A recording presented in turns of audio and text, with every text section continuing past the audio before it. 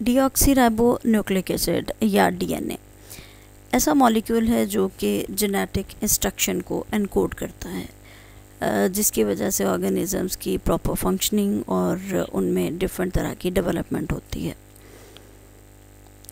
DNA के double helical structure की discovery तकरीबन 1950s में हुई। रोजलैंड फ्रैंकलिन जो कि एक इंग्लिश केमिस्ट थी और एक एक्सरे क्रिस्टलोग्राफर थी, और इनका ज़्यादातर काम जो था वो डिफरेंट मॉलिक्यूल्स के स्ट्रक्चर को अंडरस्टैंड करने से रिलेटेड था। जैसे डीएनए है या वायरस है या आरएनए है, तो उसके स्ट्रक्चर को इन्होंने क्रिस्टलोग्राफी की हेल्प से बड़े अच्छे से एलैबोरेट किया। इसके अलावा इम्पॉर्टेंट रोल जो है वो वॉटसन और क्रिक का है, जिन्होंने फ्रैंकलिन की जो फाइंडिंग्स थी उनको भी डिस्क्राइब किया और डीएनए के मॉलिक्यूल को तफसीलन बयान किया कि इसका स्ट्रक्चर कैसा है। डीएनए को बड़े लंबे अरसे तक तो यही समझा जाता रहा कि ये जस्ट रिपीटिंग टेट्रान्यूक्लियोटाइड का स्ट्रक्चर है। इसमें 4 तरह के न्यूक्लियोटाइड्स हैं, ए, टी, जी और सी, और ये बार बार रिपीट हो रहे होते हैं। इसकी वजह से इस मैक्रोमॉलिक्यूल की जो इन्फॉर्मेशन थी वो बहुत ज़्यादा इम्पॉर्टेंट नहीं नज़र आती थी, या इसकी बहुत ज़्यादा इम्पॉर्टेंट हम एलैबोरेट नहीं कर पाए थे। लेकिन 1950s में रेवन चेरेगेफ ने एक बहुत इम्पॉर्टेंट कदम इसमें आगे बढ़ाया। एक्चुअली वो कोलंबिया की यूनिवर्सिटी में काम करते थे और उन्होंने एक बहुत इम्पॉर्टेंट फाइंडिंग ये दी थी कि जिसकी वजह से हमें जो टेट्रान्यूक्लियोटाइड थ्योरी है उसके बारे में बहुत इम्पॉर्टेंट इन्फॉर्मेशन मिली, और ये पता चला कि डीएनए का स्ट्रक्चर एक्चुअली कैसा है। चेरेगेफ ने एक तो ये बताया कि जो न्यूक्लियोटाइड्स का सीक्वेंस है किसी भी डीएनए मॉलिक्यूल के अंदर वो बहुत इम्पॉर्टेंट होता है, और ये जो सीक्वेंस डिफरेंट न्यूक्लियोटाइड्स का होगा इसकी वजह से हमें ये पता चल सकता है कि डिफरेंट सैम्पल्स में डीएनए के डिफरेंट सैम्पल्स के अंदर डिफरेंट टाइप की के न्यूक्लियोटाइड्स में बेस की कॉम्पोजिशन क्या है। इस बेस की कॉम्पोजिशन को एनालाइज करने के लिए उन्होंने क्या किया कि जो डीएनए के सैम्पल्स थे उसको हाइड्रोलाइज किया, और इस हाइड्रोलिसिस के नतीजे में जो बेसिस थी वो शुगर से डिटैच हो गई। अब हमें मालूम है कि न्यूक्लियोटाइड के अंदर एक बेस जो है वो शुगर के साथ डायरेक्टली अटैच हुआ होता है, और फिर शुगर जो है अल्टीमेटली उस अपनी 5th पोजीशन पे फॉस्फेट ग्रुप के साथ अटैच हुआ होता है। और जब ये हाइड्रोलिसिस हुआ तो उसमें क्या हुआ कि बेसिस जो हैं वो सेपरेट हो गई अपने शुगर से, जिसके साथ वो न्यूक्लियोटाइड में अटैच थी, और अल्टीमेटली पेपर क्रोमेटोग्राफी करते हुए ये अंदाज़ा हो गया कि किसी भी डीएनए के अंदर कितने बेसिस मौजूद हैं और किस रेशो में मौजूद हैं।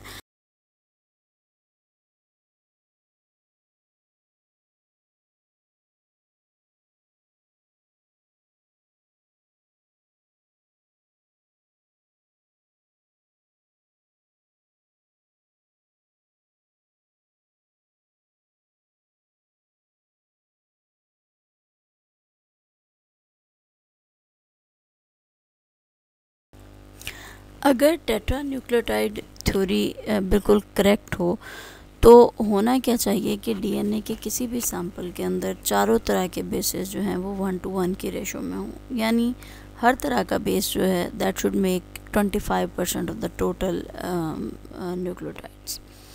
लेकिन चेरेगेफ ने इसमें एक जो ऑब्जर्वेशन की वो ये थी कि बेसिस के जो 4 डिफरेंट कंपोनेंट्स हैं ये 1:1 की रेशो में नहीं होते, और अगर हम देखते हैं कि ए जी रेशो हम देखना चाहें और हम उसमें बैसिलस के अंदर देखें तो ये जो रेशो A/G है ये 0.4 है, जबकि यही रेशो ह्यूमन के डीएनए में 1.56 है।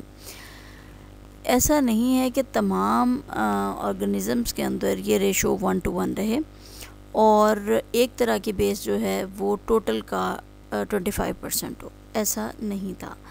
और एक ऑब्जर्वेशन ये भी थी कि अगर किसी एक स्पीशीज़ के एनिमल या प्लांट के टिश्यू के सेल्स ले लिए जाएं और उसमें से डीएनए आइसोलेट करके देखा जाए तो जो बेस कॉम्पोजिशन है वो तमाम टिश्यूज़ के अंदर जो है उसके अंदर तमाम टिश्यूज़ के डीएनए के अंदर वो बेस रेशो कांस्टेंट रहती है, वो डिफरेंट सेल्स के अंदर डिफरेंट नहीं होती।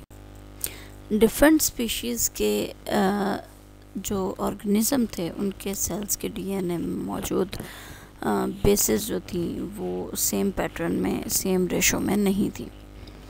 लेकिन यहाँ एक बड़ी इंटरेस्टिंग सी एक न्यूमेरिकल रिलेशनशिप यहाँ पे डिस्कवर हुआ, और वो ये था कि प्योरीन्स जो थे वो हमेशा इक्वल टू पैरामिडीन्स थे। और मज़ीद फिर अगर हम देखें कि इसमें मज़ीद तफसील में थोड़ा सा जाएं तो हमें ये भी पता चला कि जो एडेनिन्स हैं वो हमेशा इक्वल टू थामीन्स होते हैं, और जितने गुआनिन उस डीएनए में मौजूद होंगे उतने ही वहाँ पे साइटोसिन्स मौजूद होंगे। हम ये कह सकते हैं कि चरागेफ ने एक रूल दे दिया कि किसी भी डीएनए के मॉलिक्यूल के अंदर हमेशा एडेनिन थामिन के बराबर होते हैं और उतने ही गुआनिन होते हैं जितने साइटोसिन होते हैं। लेकिन हम अब दोनों के मजमूए को अलग तौर पे अगर देखें कि अगर हम A+T का टोटल रेशो देखना चाहें तो क्या वो G+C के बराबर होगा, तो ऐसा नहीं था। मतलब A और T का जो टोटल था वो हमेशा G और C के बराबर नहीं था। चरागेफ का रूल ये था कि एडेनिन को हमेशा थायमिन के साथ अटैच होना है और साइटोसिन हमेशा गुआनिन के साथ अटैच होती है। अब किसी भी डीएनए के मॉलिक्यूल में जो इनकी टोटल अमाउंट है वो तकरीबन सेम रहती है। अगर हम देखते हैं कि एडेनिन और थायमिन जो है वो आपस में अटैच होते हैं और जी और सी आपस में अटैच होते हैं, तो इनके दरमियान बॉन्डिंग वही होगी डबल और ट्रिपल। वॉटसन एंड क्रिक ने लंदन में मौजूद किंग्स कॉलेज को विज़िट किया, जहाँ पे रोजलैंड फ्रैंकलिन और विल्किंस जो हैं वो एक्सरे डिफ्रैक्शन पे काम कर रहे थे। उन्होंने डीएनए पे जो स्टडी की और जो एक्सरे डिफ्रैक्शन का डेटा था वो इन दोनों के साथ शेयर किया, और उन्होंने वो मॉडल शेयर किया जो कि इंडिकेट कर रहा था कि 4 डिफरेंट तरह के न्यूक्लियोटाइड्स हैं जो कि मिलकर डीएनए को बना रहे हैं। So ultimately Watson and Crick ने एक स्ट्रक्चर जो है डीएनए का वो प्रपोज किया, जो कि बायोलॉजिकल साइंसेस में बहुत इम्पोर्टेंट इंफॉर्मेशन के तौर पे जाना जाता है, और 1953 में इनका आर्टिकल जो था वो नेचर में पब्लिश हुआ। डीएनए एक्चुअली 2 मॉलिक्यूल्स पे मुश्तमिल होता है जो कि एक लैडर की तरह से आपस में जुड़े हुए होते हैं। ये एक डबल हेलिकल स्ट्रक्चर बनाते हैं, और डीएनए का मॉलिक्यूल जो है उसमें बहुत से डिफरेंट न्यूक्लियोटाइड्स मौजूद होते हैं। ये मिलियंस में मौजूद होंगे, और एक्चुअली जो न्यूक्लियोटाइड्स हैं ये बहुत छोटे से सब यूनिट हैं डीएनए के। इन्हीं न्यूक्लियोटाइड्स से मिलकर ही एक्चुअली डीएनए की जो डबल हेलिकल फॉर्म है वो कंस्ट्रक्ट होती है। डीएनए के न्यूक्लियोटाइड में एक तो फॉस्फेट ग्रुप मौजूद होता है। फॉस्फेट ग्रुप शुगर के साथ अटैच होता है, और जो शुगर है इस केस में वो डीऑक्सीराइबोज शुगर होती है। जो फॉस्फेट ग्रुप है वो इसके 5th कार्बन के साथ जाके अटैच हुआ होता है, जबकि जो इसका 1st कार्बन है उसके साथ एक नाइट्रोजनस बेस जुड़ी हुई होती है जो कि AGC या T टाइप की हो सकती है। फॉस्फेट और शुगर ये दोनों मिलके एक्चुअली डीएनए मॉलिक्यूल की बैकबोन बना रहे होते हैं, जबकि जो बेसिस हैं वो एक रग की तरह से इसके दरमियान में अटैच होती हैं। 4 डिफरेंट तरह के नाइट्रोजनस बेसिस हैं, जिसमें एक एडेनिन है, गुआनिन है, साइटोसिन है और थायमीन है। हर बेस के दरमियान जो बॉन्ड होता है वो बहुत स्पेसिफिक है। एडेनिन और थायमिन आपस में बॉन्ड बनाते हैं और ये बेस पेयर जो है हमेशा एडेनिन और थायमिन के दरमियान तो बन सकता है, एडेनिन और साइटोसिन के दरमियान नहीं बन सकता। इसी तरह से एक बेस पेयर साइटोसिन और गुआनिन के दरमियान तो बन सकता है, साइटोसिन ए या टी के साथ कभी भी बेस पेयरिंग नहीं करेगी। सो ये बड़ी स्पेसिफिक बेस पेयरिंग है जो कि न्यूक्लियोटाइड्स में देखने में आती है। जो नाइट्रोजनस बेसिस हैं इन्हें हम मेनली दो ग्रुप्स में डिवाइड करते हैं। एक तो प्योरीन्स हैं, प्योरीन में एडेनिन और गुआनिन शामिल हैं, जबकि दूसरी टाइप जो है वो पैरामिडीन्स हैं और पैरामिडीन्स में थायमीन और साइटोसिन इंक्लूडेड हैं। सो जब बाइंडिंग होती है तो एडेनिन और थायमीन के दरमियान बाइंडिंग होती है, गुआनिन और साइटोसिन के दरमियान बॉन्ड बनता है।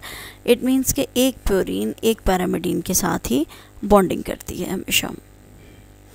एडेनिन और गुआनिन जो हैं ये डबल रिंग हैं, जबकि साइटोसिन या थायमीन सिंगल रिंग पर मुश्तमिल होते हैं। बेस पेयरिंग जो होनी है वो किस तरह से होगी कि प्योरीन्स और पैरामिडीन्स आपस में पेयर बनाएंगे और ये पेयर जो है हमेशा इनके दरमियान जो बॉन्ड बनेगा वो हाइड्रोजन बॉन्ड होगा। एडेनिन थायमीन के साथ बॉन्ड बनाती है और जो हाइड्रोजन बॉन्ड बनते हैं वो डबल हाइड्रोजन बॉन्ड होता है, और जबकि गुआनिन और साइटोसिन के दरमियान 3 हाइड्रोजन बॉन्ड्स मौजूद होते हैं।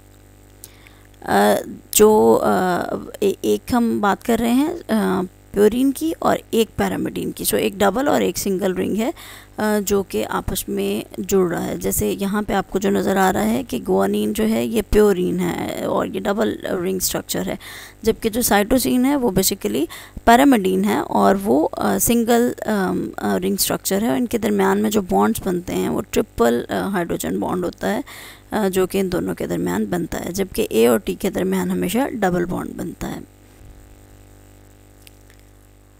जब कोई भी गुआनिन या साइटोसिन आपस में बॉन्ड के साथ अटैच हैं तो हमने बात की थी कि ये हाइड्रोजन टाइप का बॉन्ड होगा और टी और ए के दरमियान जो है ये डबल बॉन्ड मौजूद होता है। एक न्यूक्लियोटाइड जो है वो एक पोलराइज स्ट्रक्चर होता है, मतलब इसके एक एंड पे फॉस्फेट ग्रुप मौजूद होगा और जहाँ फॉस्फेट ग्रुप मौजूद होता है उस एंड को हम 5 प्राइम एंड कहते हैं, जबकि जो दूसरा एंड होता है वो 3 प्राइम एंड होता है। अब जितने भी न्यूक्लियोटाइड एक स्टेक के अंदर मौजूद हैं वो सारे के सारे एक ही डायरेक्शन में एक दूसरे के साथ अटैच होते हैं, जिसकी वजह से तमाम तर जो एक स्ट्रैंड के अंदर मौजूद न्यूक्लियोटाइड्स हैं एक ही तरीके से अटैच होने की वजह से उनकी एक ही डायरेक्शन होती है। सो एक स्ट्रैंड का अगर एक एंड जो है वो 3 प्राइम एंड है तो उसके दूसरे एंड पे उसी स्ट्रैंड का जो दूसरा एंड होगा वो 5 प्राइम एंड होगा।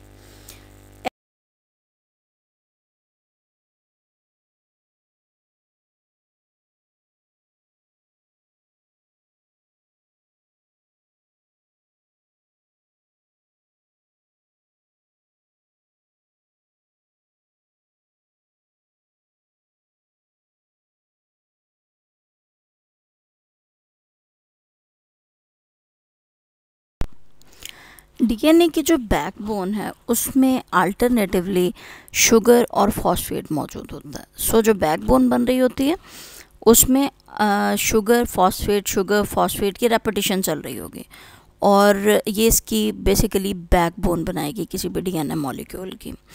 ये आउटर साइड पे मौजूद होती है और जो बेसिस हैं वो इनर साइड पे प्रोजेक्ट कर रही होती हैं, जैसा कि इस डायग्राम में भी आप लोग देख सकते हैं बड़ा क्लियरली कि किस तरह से जो बैकबोन है डीएनए की वो हमें नज़र आती है यहाँ पे।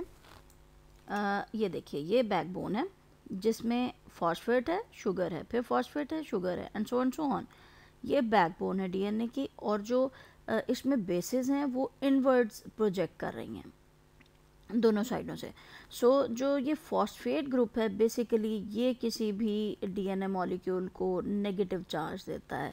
डीएनए का मॉलिक्यूल नेगेटिवली चार्ज होता है, उसकी रीज़न ये होती है कि उसमें फॉस्फेट मौजूद होते हैं आउटर साइड पे। ये बैकबोन बनेगी और ये उसके दरमियान में बेसिस आपस में मौजूद होंगी। अब आप देखिए कि ये लॉन्ग एक्सिस है किसी भी डीएनए मॉलिक्यूल का और इस पे परपेंडिकुलरली ये बेसिस मौजूद हैं। मतलब जैसे 90 के एंगल पे ये डायरेक्शन होगी इन बेसिस की। अब इन बेसिस के दरमियान में जो ये बॉन्ड बन रहा है ये होता है हाइड्रोजन बॉन्ड। और मीनवाइल जो आपस में ये न्यूक्लियोटाइड्स जुड़े हुए होते हैं, ये शुगर और फॉस्फेट आपस में जुड़ा हुआ होता है, ये फॉस्फोडाइएस्टर बॉन्ड के थ्रू आपस में जुड़ा हुआ होता है। और दोनों जो स्ट्रैंड्स हैं हमारे पास डीएनए के एक मॉलिक्यूल में, चूँकि 2 स्ट्रैंड्स मौजूद हैं और ये दोनों एक 5 to 3 चल रही होती है और एक 3 to 5 होती है। मतलब एक का जो एंड है फ्री एंड हम देख रहे हैं कि 5 प्राइम एंड है, उसके अपोजिट उसका जो कॉम्प्लीमेंट्री स्ट्रैंड होगा वो वहाँ पे उसका 3 प्राइम एंड होगा। ये एंटी पैरेलल स्ट्रैंड्स होती हैं डीएनए में, दोनों स्ट्रैंड्स एक दूसरे के एंटी पैरेलल होती हैं। यहाँ पे आपको इम्पॉर्टेंट फीचर्स नज़र आ रहे हैं डीएनए के स्ट्रक्चर में। यहाँ आप गौर कीजिए कि जो फॉस्फोरस यहाँ मौजूद है इस एटम से, जो कि बैकबोन में मौजूद होता है, actually this is backbone of DNA, और इस बैकबोन से लेकर जो डिस्टेंस है हाइड्रोजन बॉन्ड तक का, यानी सेंटर ऑफ द एक्सिस तक का, ये तकरीबन 1 नैनोमीटर होता है। यानी यहाँ से ये जो डिस्टेंस है यहाँ तक का ये 1 नैनोमीटर है। और इसका मतलब ये हुआ कि अगर हम डबल हेलिकल स्ट्रक्चर की टोटल विड्थ को देखना चाहते हैं तो ये 2 नैनोमीटर होगी, 1 ये हो जाएगा और ये 1 हो जाएगा। सो टोटल विड्थ जो होगी वो 2 नैनोमीटर होगी। अब यहाँ पे आप गौर कीजिए कि जो हेलिकल स्ट्रक्चर है ये एक कंप्लीट टर्न लेता है तकरीबन 10 रेजिड्यूज़ के बाद। सो 10 रेजिड्यूज़ का जो ये टोटल